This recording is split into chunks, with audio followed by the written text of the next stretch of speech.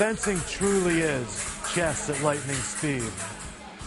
It requires a sense of strategy and tactics that happens in pieces of seconds.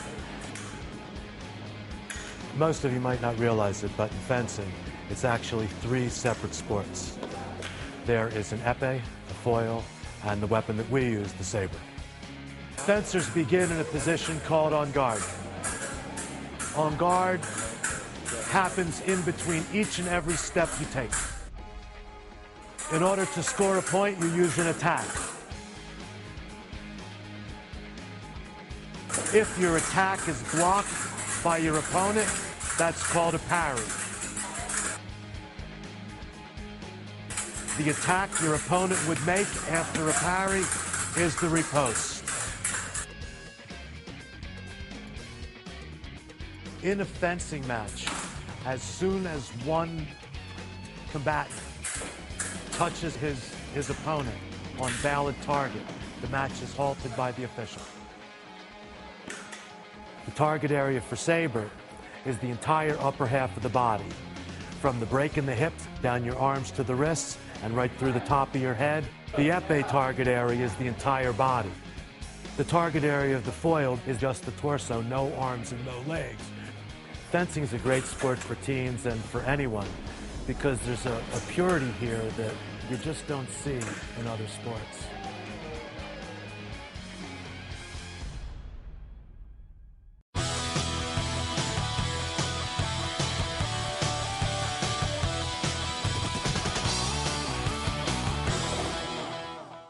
In fencing, safety is of the utmost importance, and all the required gear for fencing is made of a ballistically secure material to protect against puncture. The white gear is your basic fencing gear. The jacket protects your upper body from puncture wounds. Fencing glove is required in all three weapons, and it's worn over the white jacket to protect against a sword going underneath and injuring your arm.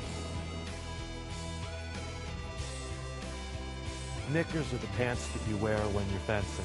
They go down below the knee, and they actually come all the way up underneath the ribs in order to protect against the blade that could possibly come under the jacket. The mask is by far the most important part of the fencing gear because it protects your head and your eyes. I would like to make one final word about the use of protective material when you're playing with swords. The inherent dangers of something pointy coming at your face or your body requires that you always wear all the protective material.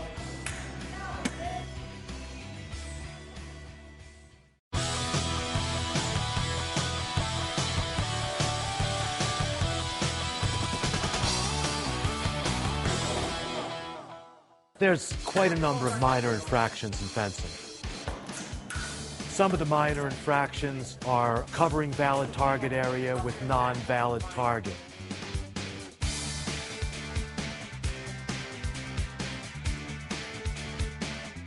In saber, crossing your feet is not allowed. Turning your back on your opponent or reversing your shoulders. Losing a match and throwing your equipment. Hitting with malice or intent to injure. For me, these are the most important rules in fencing, the rules for honor and fair play.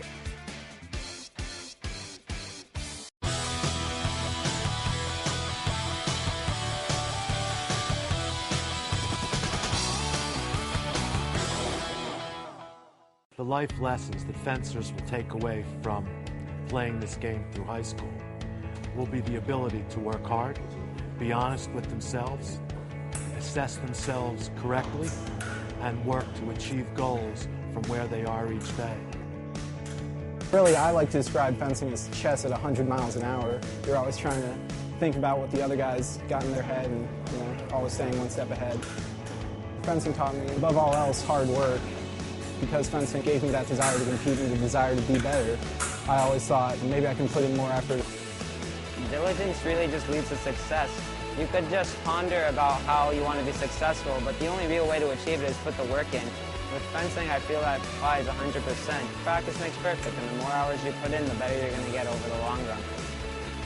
The most important thing is work ethic, the desire to come in, do the best they can each and every day, and each day strive to be a little better.